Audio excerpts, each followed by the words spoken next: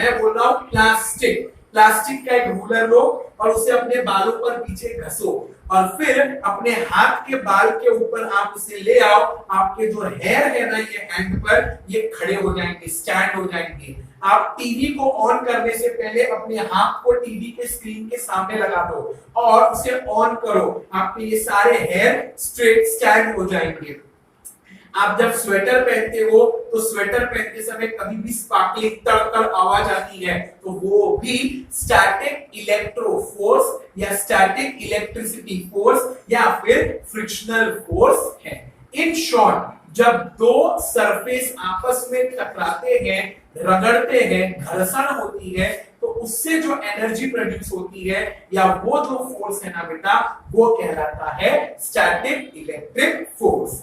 फिर है बेटा कि हमें फोर्स के बारे में पढ़ना ही क्यों चाहिए, हम क्यों पढ़ रहे हैं ये चैप्टर। तो सबसे पहले किसी भी ऑब्जेक्ट को मूव करने के लिए, जैसा मैंने आपको बोला यहां पर ये चॉक पाउडर है, ये तब तक मेरी उंगली पे नहीं आएगा जब तक मेरी उंगली मैं इस पर मूव नहीं करता। मैंने इस पर अपनी उंगली मूव की और चॉक पाउडर आ गया। तो किसी भी ऑब्जेक्ट को मूव करने के लिए, ब्लैक बोर्ड पे चॉक से लिखने के लिए, डस्टर उठा के ब्लैक बोर्ड को क्लीन करने के लिए, स्विच ऑफ स्विच ऑन करने के लिए बटन को, हमें फोर्स चाहिए। इसीलिए बिना फोर्स के हम कोई भी ऑब्जेक्ट नहीं मूव कर सकते और ना ही उसे रोक सकते हैं।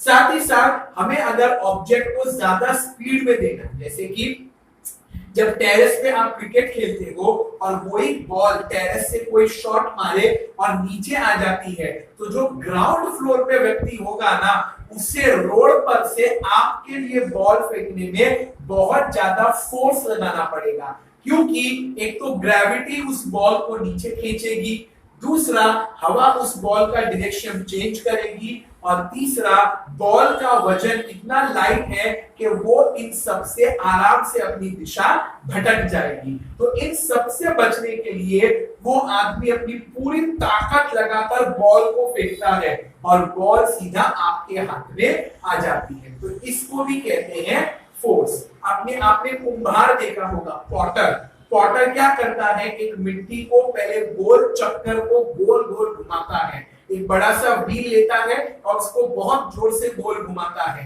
तो वो भी एक फोर्स है, मस्कुलर फोर्स। फिर वो मिट्टी लेता है, क्ले रखता है और अपनी उंगली और अंगूठे से शेप देकर दिए बनाता है, मटका बनाता है। तो अगर आपको एक ऑब्जेक्ट को शेप देना है, मोशन में लाना है, यानी इसको मूव करना है, उसे रोकना है या उसे क्रश करना है, इन सभी चीजों के लिए एक ही वर्ड है, दैट इज फोर्स चाहिए, फोर्स। फिर वेट क्या है बेटा?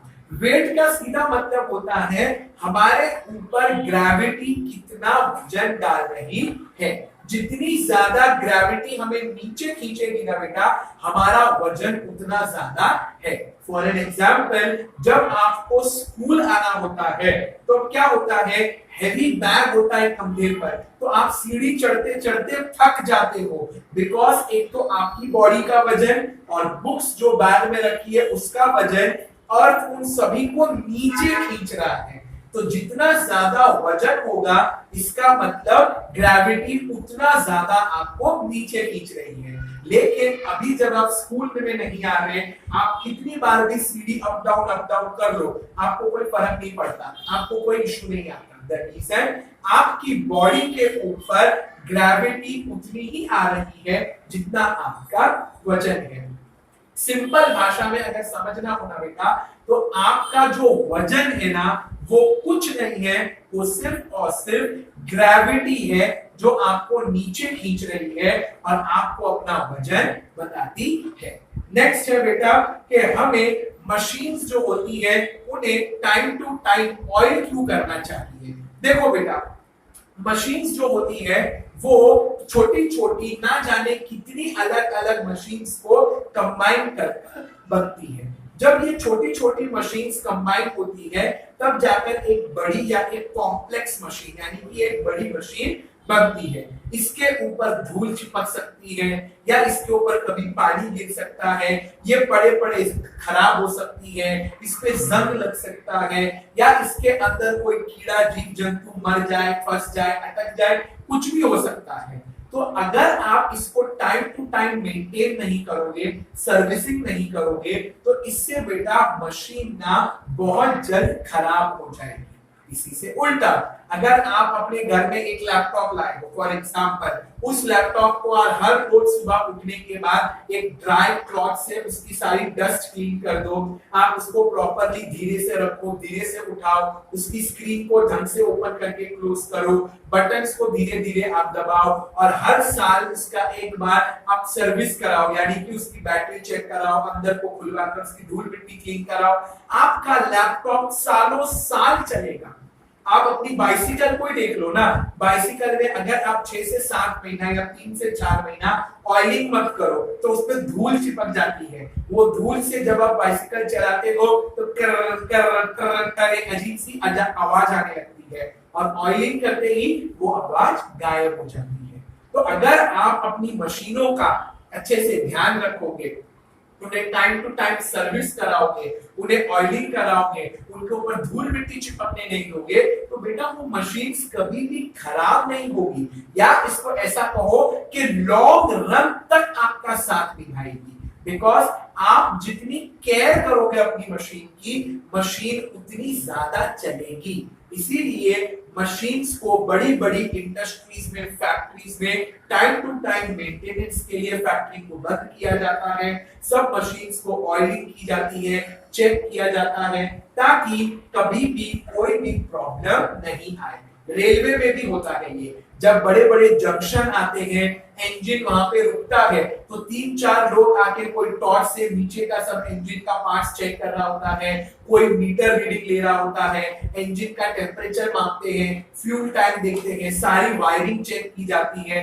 क्यों? बिकॉज इंजन अगर खराब हो गया तो पूरी ट्रेन बीच रास्ते में रुक जाएगी या कुछ भी हो सकता है। इसीलिए इंजन का मेंटेनेंस टाइम टू टाइम किया जाता है, हर जंक्शन पे किया जाता है, ताकि वो इंजन जल्दी खराब नहीं हो और अपनी पूरी जर्नी कंप्लीट करे और मुसाफिरों को कोई तकलीफ नहीं हो। इसीलिए बेटा मशीन्स को टाइम टू टाइम मेंटेन किया जाता है।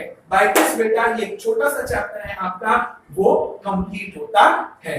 अब आपके पास 2 चैप्टर के एक्सप्लेनेशन है और 2 चैप्टर के नोट्स हैं।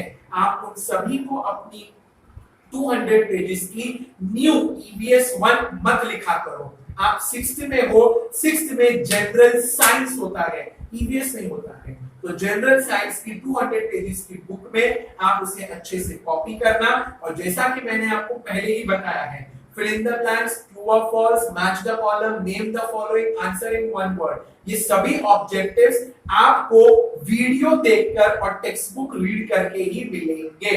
मैं अपनी तरफ से कुछ नहीं प्रोवाइड करने वाला, इसलिए मत इंतजार करना कि सर देंगे, सर लिखवाएंगे, नहीं। आपको वीडियो देखना पड़ेगा, एक्सप्लेनेशन सुनना पड़ेगा, टेक्स्ट बुक रीड करनी पड़ेगी, तब जाकर आप सभी नोट्स को कंप्लीट कर पाओगे। Okay, so meet you in one of the next chapter of your maths, because percentage होने के बाद अब मैथ्स में एक नए चैप्टर की शुरुआत होगी, तो वो जब होगी आपको अपडेट्स आता रहेगा। Till then, make sure that अपने सभी काम को आप वीकली बेसिस पर, डेली बेसिस पर कंप्लीट करो। Take care of yourself and thank you.